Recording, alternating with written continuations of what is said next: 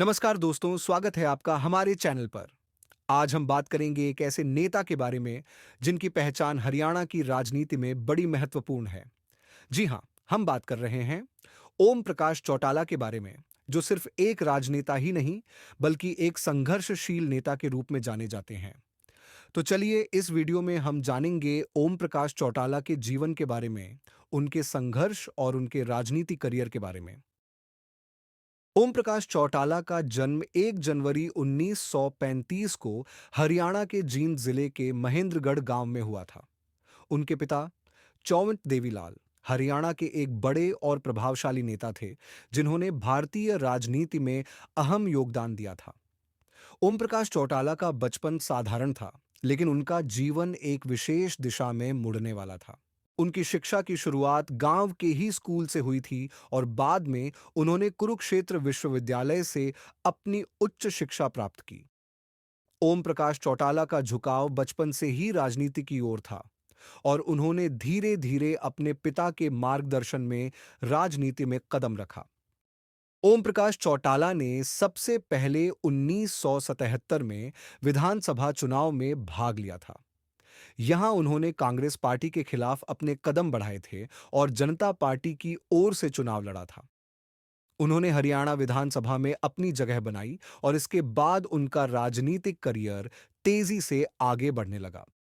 1990 में ओम प्रकाश चौटाला ने पहली बार हरियाणा के मुख्यमंत्री के रूप में शपथ ली। इसके बाद उनकी राजनीतिक पहचान और भी मजबूत हुई।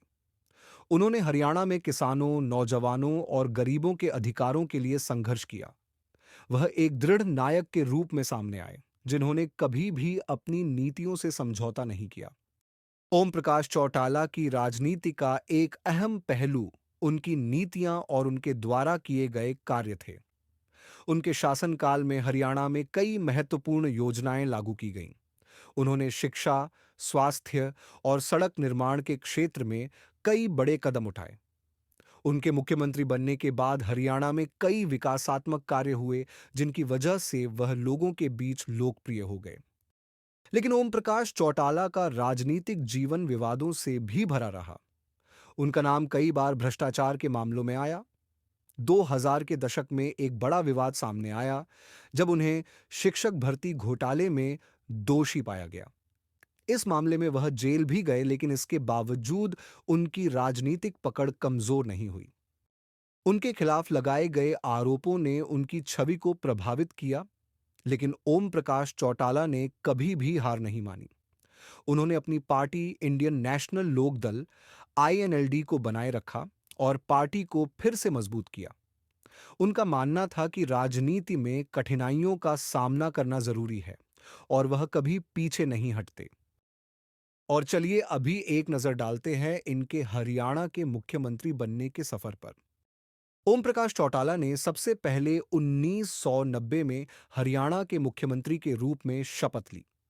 यह समय उनके राजनीतिक जीवन का एक अहम मोड़ था, जब उन्होंने अपनी पार्टी भारतीय राष्ट्रीय लोकदल (आईएनएलडी) को एक नई दिशा दी।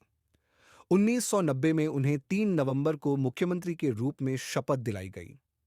हालांकि उनका पहला कार्यकाल बहुत लंबा नहीं रहा और महज 2 साल में 1992 में उन्हें इस्तीफा देना पड़ा, क्योंकि उनकी सरकार विश्वास मत खो बैठी थी।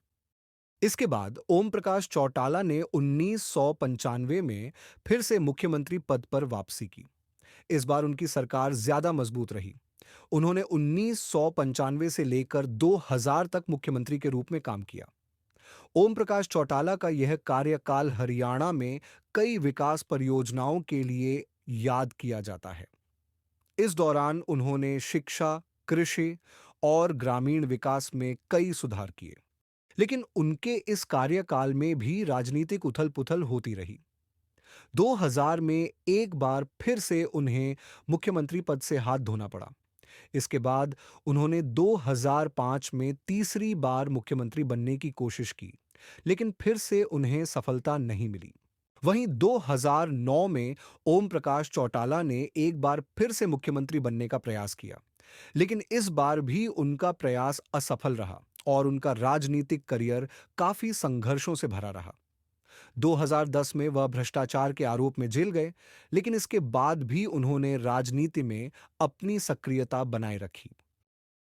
ओम प्रकाश चौटाला का मुख्यमंत्री बनने का सफर बहुत ही संघर्षपूर्ण और घटनाओं से भरा रहा।